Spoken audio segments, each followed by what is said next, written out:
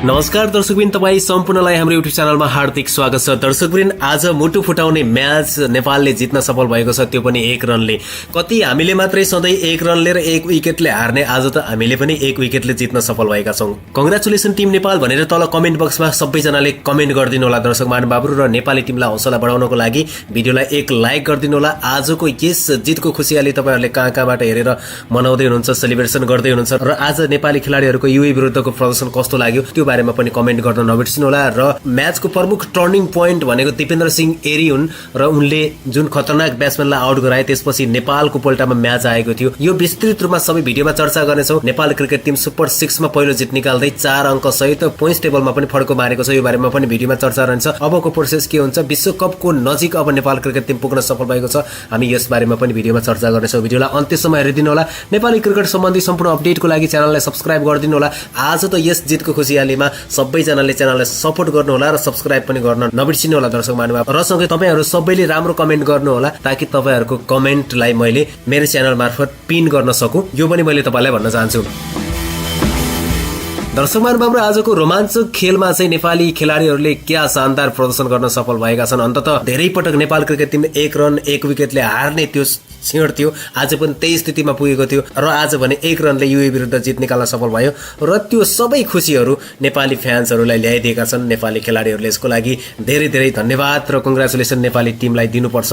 किन भन्दा आजको यो रोमाञ्चक खेल रहेको थियो, यो फाइनल सरह खेल रहेको थियो। कतै सुपर ओभरमा म्याच जान्छ कि, कतै नेपालको पक्षमा म्याच आउँछ कि, कतै युएको पक्षमा म्याच जान्छ कि भन्ने तर्फ पनि कुराहरू भइरहेको थियो, तर अन्तमा आएर नेपाल क्रिकेट टिमले 1 रनले जित्न सफल भएको छ। त्यो पनि दिपेन्द्रको एकलौटी बलबुट्टामा भन्नुपर्छ। यो म्याचलाई 1 रनले जित्न सफल भएको नै दिपेन्द्र सिंह एरीले गर्दा हो। आज चाहिँ दिपेन्द्र सिंह एरीको चाहिँ सबैजना फ्यान्स हुनुभयो होला, सबैजनाले आलोचना गर्नुभएको थियो ब्याटिङ चलेन हो। यही कारणले गर्दा ब्याटिङ नचले पनि दिपेन्द्र सिंह एरीलाई टिममा निरन्तर मौका दिएको हो। केही खेलाडीहरू चेन्जेस गर्नुपर्ने हुन्छ। अबको खेलहरूमा चाहिँ मिडल अर्डर ब्याटिङमा नेपाली खेलाडीहरूको निराशाजनक प्रदर्शन रहेको छ। 1-2 जना खेलाडीहरू चेन्जेस गर्नु आवश्यक छ अबको म्याचमा। यो बारेमा पनि हामी भिडियोमा अगाडि चर्चा गरौँला। र आजको म्याचमा चाहिँ ब्याटिङमा अलिकति नेपाल क्रिकेट टिम कमजोर नै भएको थियो। नेपाल 20 रन जति सर्ट हुन पुगेको थियो, किन भन्दा नेपाली क्रिकेट टिमले 160 165 बनाउँथ्यो भने यो म्याच इजिली नेपालको पक्षमा पार्न सक्थ्यो। तर टर्निङ पोइन्ट, एउटा पहिलो टर्निङ पोइन्ट भनेको त नेपाल क्रिकेट टिमको तर्फबाट सोमपाल कामीले जुन मोहम्मद वासिमलाई आउट गराएका थिए, त्यो एकदमै खुसी लागेको थियो सबैजनालाई। त्यसपछि लगातार अलिसान सराफुले चाहिँ राम्रो प्रदर्शन गरे, ब्याटिङ एक्सलेन्ट गरेका थिए, र उनको ब्याटिङले गर्दाखेरि नेपाललाई चाहिँ हारतिर पुर्याएको थियो। त्यो कारणले गर्दा पछिल्लो समयमा दिपेन्द्र सिंह एरी आएर उनलाई आउट गराए।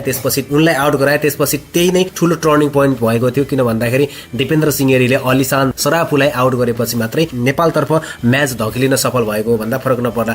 त्यो भन्दा पहिला नै अलिसान सराफुलाई चाहिँ आउट गर्नुपर्ने थियो, किन भन्दा नन्दन यादवले अलरेडी फसाइसकेका थिए। रोहित कुमार पौडेल र दिपेन्द्र सिंह एरीले नै मिस्टेक गरेका थिए फिल्डिङमा। कन्फ्युजनको कारणले गर्दा खाली ठाउँमा बल खसेको थियो, उनी चाहिँ इजिली क्याच आउट हुन पुग्थे, र त्यहाँनिर चाहिँ फिल्डरको मिस्टेकले गर्दा चाहिँ उनी बचेका थिए। नत्र भने उनी सुरुवातमा नै आउट हुन्थे। त्यही मिस्टेकले गर्दाखेरि चाहिँ नेपाल हारको मुखतिर दौडिरहेको थियो, र पछि दिपेन्द्र सिंह एरीले नै कमब्याक गरेर नेपाललाई जिताउन सफल भएका छन्। यो एकदमै राम्रो पक्ष रहेको छ। दिपेन्द्र सिंह एरीको शानदार बोलिङसँगै नेपालले आईसीसी टी20 विश्वकप एसिया र इस्ट एसिया पेसिफिक छनौट अन्तर्गत सुपर 6 मा रोमाञ्चक जित निकाल्न सफल भएको छ। दर्शकवृन्द, आइतबार सम्पन्न सुपर 6 को पहिलो खेलमा संयुक्त अरब इमिरेट्स युए विरुद्ध नेपालले 1 रनको जित निकाल्न सफल भयो र सनसनी मचाएको छ। सबैतिर एकदमै सनसनीको सञ्चार फैलिरहेको छ। नेपालले दिएको 141 रनको लक्ष्य पछ्याएको युएले निर्धारित 20 ओभरमा 9 विकेट गुमाउँदै 139 रन मात्रै बनाएको थियो। यो सँगै नेपाल विश्वकप नजिक पुग्न सफल भएको छ। समसरणबाट 2 अङ्क ल्याएको नेपालले यहाँबाट 2 अङ्क प्राप्त गर्दै 4 अङ्क पुर्याउन सफल भएको छ। दर्शकवृन्द, ओमानको पनि नेपालको जस्तै समान 4 अङ्क रहेको छ, तर नेट रन रेटमा भने ओमान अगाडि छ र पहिलो नम्बरमा यति बेला आश्रित छ। दोस्रो नम्बरमा नेपाल रहेको छ। पोइन्ट्स टेबलको कुरा गर्ने हो भने युए को भने दर्शक महानुभाव 2 अङ्क मात्रै रहेको छ, र तेस्रो नम्बरमा अहिले आश्रित रहेको छ। युएलाई अन्तिम ओभरमा 10 रन चाहिएको थियो, तर दिपेन्द्र सिंह एरीले 9 रन दिँदै 1 विकेट लिए र बाँकी 2 ब्याटर रन आउट भए। त्यस पछाडि नेपालको पल्टामा म्याच आयो र सनसनीपूर्ण तरिकाले नेपालले जित हासिल गर्न सफल भयो, त्यो पनि 1 रनले। युएका अलिसान सराफुले सर्वाधिक 58 रन बनाएका थिए। 40 बल खेलेका उनले 3 चौका र 5 छक्का प्रहार गरेका थिए भने जोनाथन फिगी 19, ध्रुव प्रासर 32 र जाहिद अली 11 रनमा आउट भएका थिए। नेपालका लागि दिपेन्द्र सिंह एरीले सर्वाधिक 3 विकेट लिन सफल सफल भए र म्यान अफ द म्याच पनि दिपेन्द्र सिंह एरी नै चुनिन सफल भएका छन्। यसको लागि पनि फेरि पनि एकपटक दिपेन्द्र सिंह एरीलाई हार्दिक बधाई। 4 ओभर बोलिङ गरेका उनले 22 रन खर्चेका थिए दर्शकवृन्द। सोमपाल कामी, गुलसन कुमार झा र सन्दीप लामिछानेको नाममा पनि एक विकेट रहन सफल भएको थियो। त्यसअघि टस जितेर पहिले ब्याटिङ थालेको नेपालले 6 विकेट गुमाउँदै 140 रन बनाएको थियो। नेपालका लागि ओपनर आसिफ शेखले सर्वाधिक 51 रन बनाए। 47 बल खेलेका उनले 4 चौका र 1 छक्का प्रहार गरेका थिए भने T20 आईमा उनको यो 9औं अर्धशतक समेत रहेको छ दर्शक महानुभावहरू। र आसिफ शेखको यो खेललाई लिएर चाहिँ धेरैजनाले आलोचना गरेका छन्, तर आसिफ शेख टिकेर नखेलेको हुन्थ्यो भने सायद नेपालले यति पनि रन बनाउन सक्दैन थियो। अन्त्यमा गुलसन कुमार झाले 14 रन बनाए, त्यसले गर्दाखेरि पनि केही मद्दत पुग्यो भने मिडल अर्डरमा नेपाल सुकिरहेको छ अहिले। पछिल्लो समयमा सधैँ फिनिसिङमा चुक्ने गर्थ्यो, ओपनिङमा चुक्ने गर्थ्यो भने अहिले मिडल अर्डरमा एकदमै खराब प्रदर्शन भइरहेको छ। मिडल अर्डरका ब्याट्सम्यानहरूले ध्यान दिइरहेका छैनन्, मिडल अर्डरका ब्याट्सम्यानहरूले राम्रो प्रदर्शन गर्न सफल भएका छैनन्। जापान विरुद्ध पनि त्यस्तै भएको थियो भने त्यही हाल फेरि युए विरुद्ध पनि नेपालको मिडल अर्डर ब्याट्सम्यानको भएको थियो। किन भन्दा 10 ओभरबाट 17-18 ओभरसम्म नै एउटा बााउन्ड्री पनि नआउनु नेपालको लागि दुःखद छ। त्यसकारणले गर्दा नेपाल सर्ट भएको थियो, अलिकति अट्याकिङ क्रिकेट खेल्नु पर्ने थियो T20मा र विकेटहरू पनि टन्नै बचिरहेको अवस्थामा चाहिँ नेपाली खेलाडीहरूले अट्याकिङ क्रिकेट खेल्न सकेनन्, T20 क्रिकेट खेल्न सकेनन् भन्ने आलोचना फ्यान्सहरूबाट रहेको छ।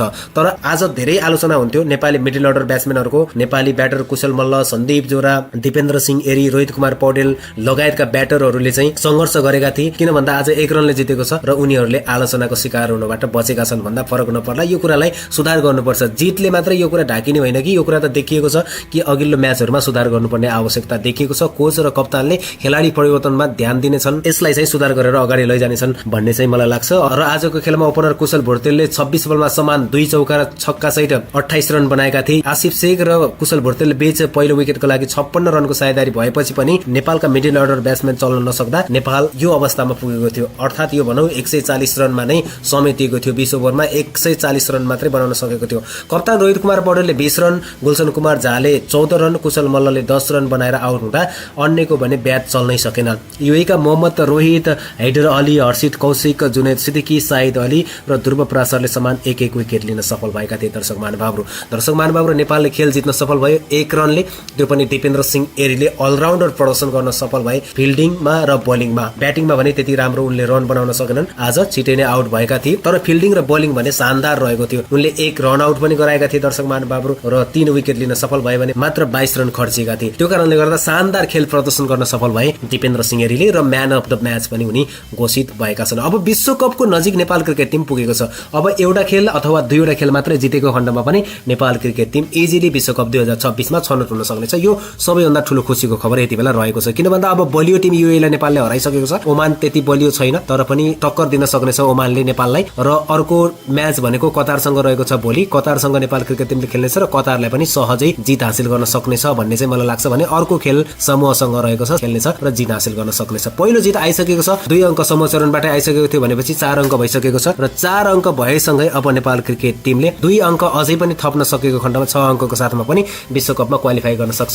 र जहाँसम्म मलाई लाग्छ नेपाल क्रिकेट टिमले 10 अङ्क नै बटुल्न सक्छ। यो सुपर 6 का खेलहरू समाप्त हुने बेलासम्म नेपालको खातामा 10 अङ्क अवश्य पनि हुन सक्नेछ, नत्र भने पनि 8 अङ्क हुनेछ र 8 अङ्क भए पनि इजिली क्वालिफाई हुन सक्नेछ। टप 3 भित्र आउनु पर्ने हो। 6 टिमहरू छन्, 6 टिम मध्येबाट टप 3 भित्र आएको खण्डमा नेपाल क्रिकेट टिम विश्वकप 2026 मा इजिली छनौट हुन सक्नेछ। मिडल अर्डर ब्याट्सम्यानले राम्रो रन रेट र बााउन्ड्री हिटिङ गर्न सक्ने हुनु पर्यो। यो कुरालाई सुधार गर्नुपर्ने हुन्छ र कुशल मल्लको ठाउँमा चाहिँ अब खेलाडी चेन्जेस गर्नुपर्छ र सन्दीप जोराको ठाउँमा पनि खेलाडी चेन्जेस गर्नुपर्छ भन्ने चाहिँ मलाई लाग्छ। मैले आज पनि कुशल मल्लको ठाउँमा आदिल आलम अन्सारीलाई खेलाउनु पर्छ भनेर भनेको थिएँ, तर आज पनि खेलाडी चेन्जेस गरिएन। विनिङ कम्बिनेसन खेलाइएको हुन सक्छ र अब चाहिँ खेलाडी चेन्जेस गर्ने बेला आएको छ। किन भन्दा यो पाराले चाहिँ हामीले अगाडिका म्याचहरू जित्न सक्छौं भन्ने चाहिँ मलाई लाग्दैन। त्यो कारणले गर्दाखेरि चाहिँ खेलाडी चेन्जेस अपरिहार्य छ। कोच र कप्तानले यस बारेमा ध्यान दिनु र नेपालको मिडल अर्डर फलोअप भइरहेको छ। मिडल अर्डर ब्याट्सम्यानहरूले ध्यान दिनुपर्ने कुरा छ र कोच र कप्तानले यस विषयमा पनि ध्यान दिन सक्नेछन् र अर्को रणनीति बनाउन सक्नेछन् भन्ने मलाई लाग्छ। र आजको यस रोमाञ्चक म्याचमा जित हासिल गर्न सफल भएकोमा नेपाली टिमलाई फेरि पनि बधाई दिनु होला। दिपेन्द्र सिंह एरी म्यान अफ द म्याच भएका छन्, उनलाई बधाई दिनु होला र उनको नै यो शानदार प्रदर्शनमा नेपालले खेल जित्न सफल भएको छ। दर्शकवृन्द, दिपेन्द्र सिंह